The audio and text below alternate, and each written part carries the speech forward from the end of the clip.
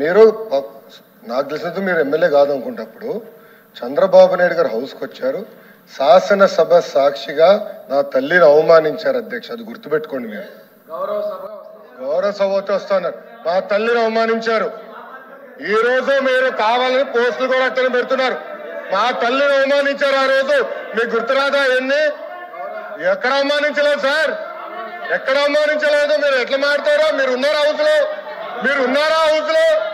మీరు ఉన్నారా హౌస్ లో? ఆ రోజు కూర్చోండి. మా తల్లిని అవమానించారు. అక్కడ ఉన్నారా హౌస్ లో?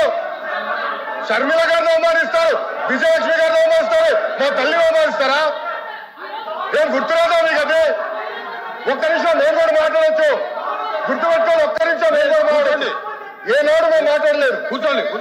ఏనాడు జగన్మోహన్ రెడ్డి గారి కుటుంబం గురించి మేము ఏనాడు మాట్లాడాలా? నేను ఏనాడు మాట్లాడాలా? మా సభ్యులు ఏనాడు మాట్లాడాలా? కూర్చోండి. శాసనసభ సాక్షిగా మా తల్లిని అవమానిస్తే కూర్చోమంటారా? కూర్చోమంటారా?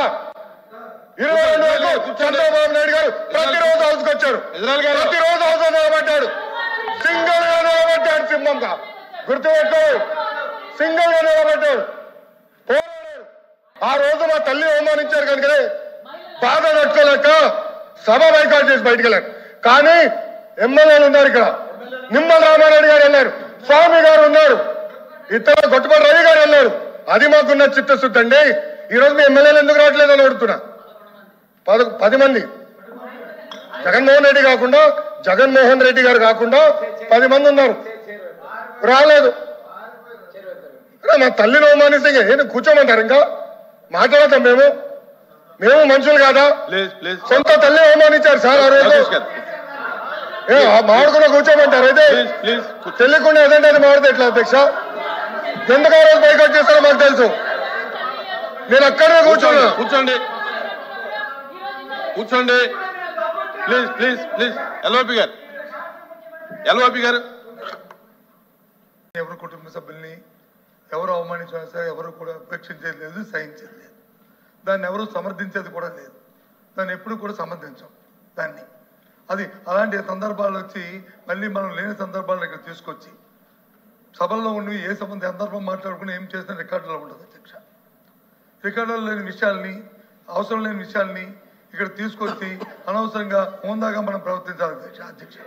ఒక తప్పు కానీ దాన్ని మీరు సమర్థించట్లేదు, ఎట్టి పరిస్థితుల్లో సమర్థించట్లేదు, ఎట్టి పరిస్థితుల్లో సమర్థించట్లేదు అన్నారు, ఎట్టి పరిస్థితుల్లో సమర్థించట్లేదు, సమర్థించట్లేదు అంటారు సార్. అధ్యక్ష సమర్థించట్లేదు అంటారు. ఒక్క నిమిషం. ఇప్పుడు సమర్థించట్లేదు అంటారు. ఎవరైతే ఆ రోజు అవమానించారో టికెట్ ఇచ్చారు కదా అధ్యక్ష, మళ్ళీ సమర్థిస్తాం కాదా అది? ఎవరైతే మా తల్లిని అవమానించారో వాళ్ళకి మళ్ళీ టికెట్ ఇచ్చారు, వాళ్ళు ఓడిపోయారు, అది డిఫరెంట్ స్టోరీ. బట్ టికెట్ ఇచ్చినప్పుడు సమర్థిస్తాం కాదా అధ్యక్ష? అది ఎట్లా మారుతారు అధ్యక్ష? ఎల్ఓపి గారు దయచేసి ఆలోచించమని కోరుతున్నా. ఆ రోజు సమర్థించారు, టికెట్ ఇచ్చారు, ఓడిపోయారు ఆ వ్యక్తి. దానికని ఏమంటారు అధ్యక్ష? సో దయచేసి ఆనాడు చంద్రబాబు నాయుడు గారు 2.5 సంవత్సరాలు నాకు గుర్తున్నంత వరకు అధ్యక్ష 2.5 years హౌస్కి వెళ్ళారు. దాని తర్వాత ఎప్పుడైతే మా తల్లిని అవమానించారో అప్పుడే బయటకు వచ్చి వీడియోలు ఉన్నాయి, ఎవరేం చేస్తారో తెలుసు, రాష్ట్ర ప్రజలు ఆనాడు చూశారు, అన్ని బయట ఉన్నాయి అధ్యక్ష. మళ్ళీ ఎందుకు సమర్థిస్తారో రాకపోతే అర్థం అవట్లేదు.